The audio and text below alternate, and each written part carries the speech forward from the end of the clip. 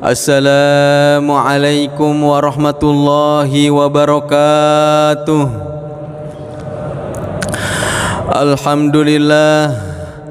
Alhamdulillahi rabbil alamin. Alhamdulillahilladzi anzala sakinata fi qulubil mu'minina liyazdadu imanan ma'a imanihim. Alhamdulillahil wahidil ahad, al-faradus samad, alladzi lam yalid wa lam yulad wa lam yakul lahu kufuwan ahad. Asyhadu an la ilaha illallah wa asyhadu anna Muhammadan abduhu wa rasuluh. Allahumma salli wa sallim ala sayyidina wa habibina wa syafi'ina wa maulana Muhammad wa ala alihi wa ashabihi wa man tabi'ahu bi ihsanin ila yaumiddin. Amma ba'd. Puji dan syukur kita panjatkan pada Allah Subhanahu wa taala yang Maha melihat, Maha mendengar, Maha menyaksikan, yang selama ini menggerakkan detakan jantung kita, mengalirkan darah dalam tubuh kita, memberikan kita rezeki, yang menghidupkan kita dan yang akan mematikan kita kelak. Salawat dan salam senantiasa tercurah kepada junjungan alam Rasulullah Muhammad sallallahu alaihi wasallam, kepada keluarganya, para sahabatnya, para tabi'in sampai pada umatnya yang taat hingga akhir zaman. Hadirin wal hadirat yang dimuliakan Allah Subhanahu wa taala. Banyak orang yang melaksanakan ibadah puasa Ramadan tetapi tidak memberikan perubahan apa-apa setelah selesai ibadah Ramadan tersebut. Ketika di bulan Ramadan terbiasa bangun sebelum subuh. Ketika di bulan Ramadan terbiasa menahan makan dan minum, bahkan mungkin mengendalikan emosi, mengendalikan diri karena khawatir mengurangi nilai pahala puasa. Tapi setelah selesai Ramadan ternyata tidak ada pengaruh apa-apa. Apa yang terjadi?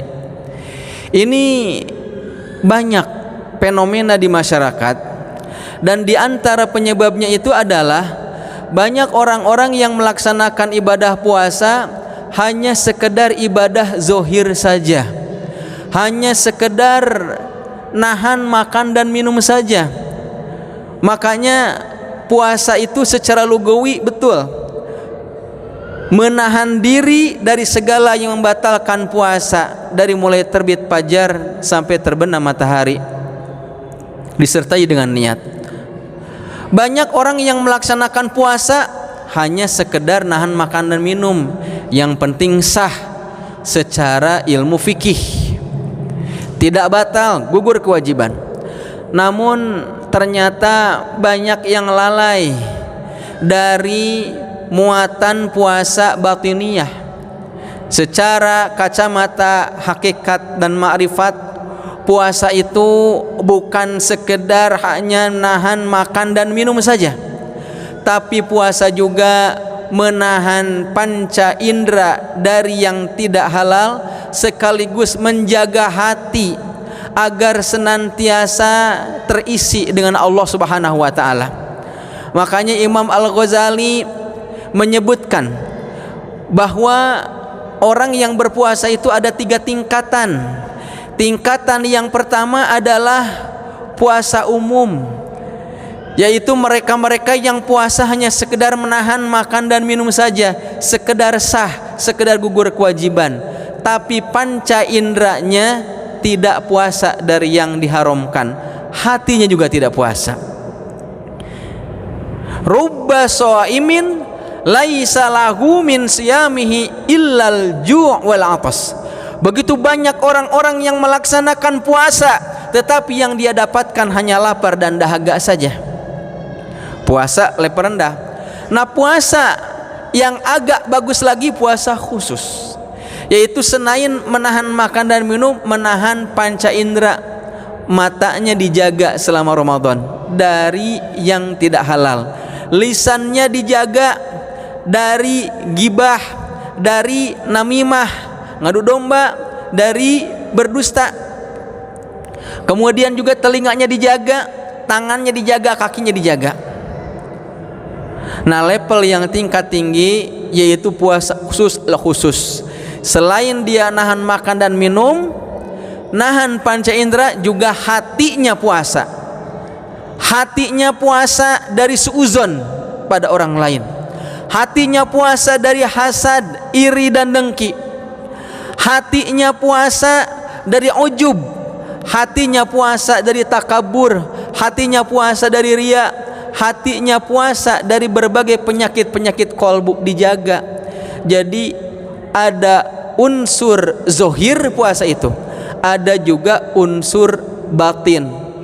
Kalau unsur zohir, anak-anak juga bisa sekedar nahan dan makan dan minum, tapi yang paling utama lagi itu adalah puasa menahan panca indera dan puasa untuk menjaga hati. Inilah puasa dalam kacamata hakikat ma'rifat, ya.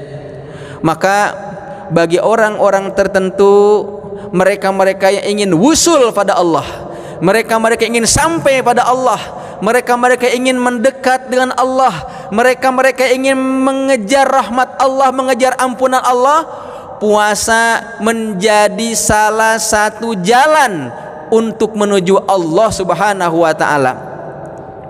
Baik itu puasa Ramadan ataupun puasa-puasa sunat pada Ramadan.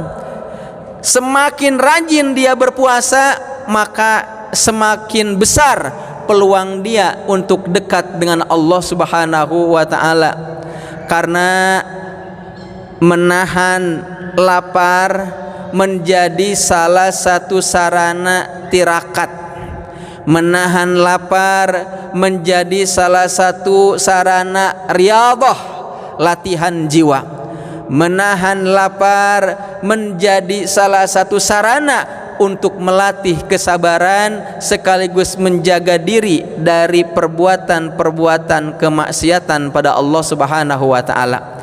Jika dia berhasil menahan lapar, nahan ego, nahan semangat ingin, maka hawa nafsu pun bisa ditekan. Karena ketika orang berpuasa, biasanya aura-aura untuk berbuat dosa itu berkurang, walaupun ada keinginan.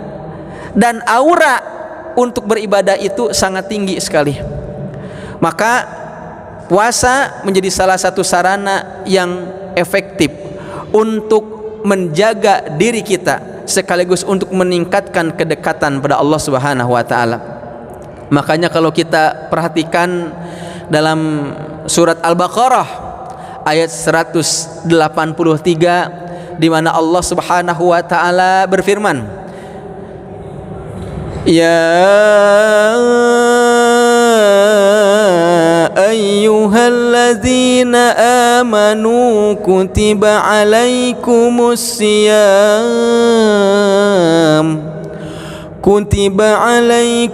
siyamu kama kutiba alal ladzina min qablikum la'allakum tattaqun. Masyhur ayat ini. Hai orang beriman, diwajibkan atas kalian untuk melaksanakan puasa sebagaimana puasa diwajibkan atas orang-orang sebelum kamu, la'allakum tattaqun, agar kalian jadi orang yang bertakwa. Ayat selanjutnya ngebahas puasa, ayat selanjutnya puasa, baru surat Al-Baqarah ayat 186 itu menjelaskan tentang firman Allah, wa idza sa'alaka ibadi anni fa inni qarib ujibu da'wata da'i idza da'an falyastajibu li wal yu'minu bi la'allahum yarshudun. Setelah Allah Subhanahu wa ta'ala menjelaskan ayat tentang puasa, baru selanjutnya ada ayat yang berisi wa idza sa'alaka ibadi anni fa inni qarib.